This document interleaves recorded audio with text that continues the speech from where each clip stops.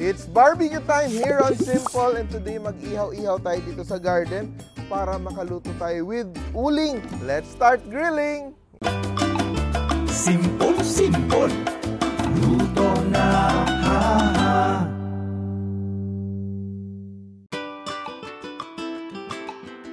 This recipe is part of the Simple Cookbook series where we try to make cooking as simple as ABC, and isa sa ating pinaka-paborito mga recipes ay ang chicken inasal. Di ba? We go crazy over chicken inasal, lalo na pag may only rice. Kaya gagawin natin yung ating very simple marinade, no? Ang gamit lang natin dito, ang base natin na suka sa ating recipe for ating chicken inasal ay eto, Pinoy Spice Vinegar from Dato Puti.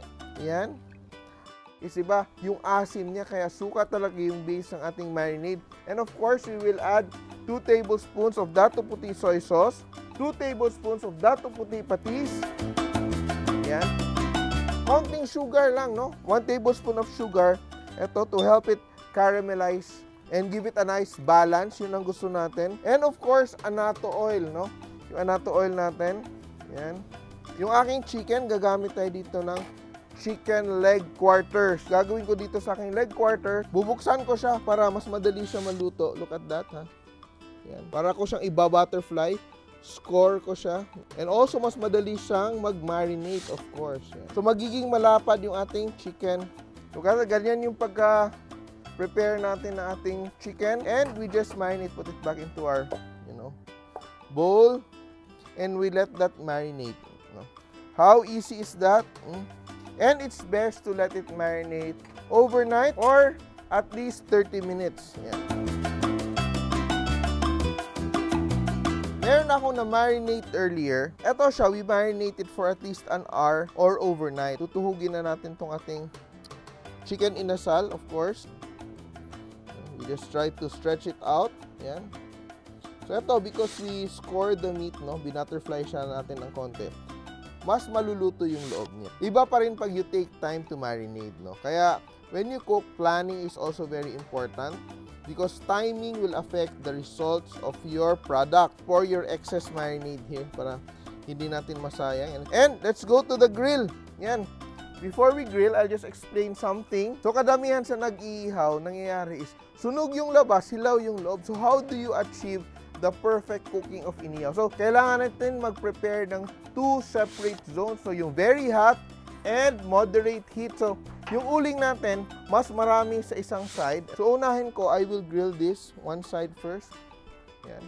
And first, I will grill over direct heat. So, yung gusto natin ma-achieve dito, alam mo yung, di ba, yung sunog-sunog na parts, yung charred portion ng ating barbecue. Dito natin ma-achieve. So, kaya you have this spray gun, spray, para in case na lumiliyab yung ating barbecue, kaya mo makontrol because you don't want that to happen. Look at that, no? So, very important na babantayan natin yung ating inihaw, pangdagdag ng lasa while grilling.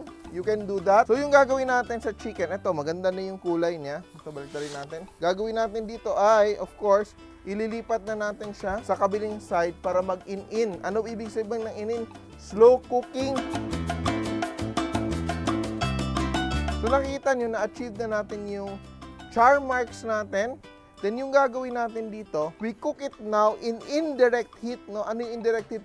Hindi siya nakadiretso sa apoy. So, kahit hindi siya nakadirect heat, walang uling talaga sa ilalim niya. But the heat, radiates around the whole grill, na ito siya, nagsuslow cook siya. So, hindi na siya nagbabrown, hindi na siya nasusunog. And luto na yung ating chicken inasal. So, convenient kasi yung cost nyo, hindi lang ingredients, pati oras nyo. And look at that, sobrang ganda and sobrang sarap ng ating chicken inasal. Masarap to with our sausawan, of course. Natakam ba kayo?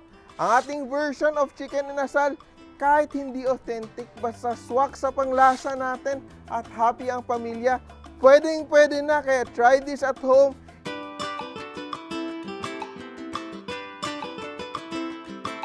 Tandaan nyo, kahit sino kaya magluto, basta simple!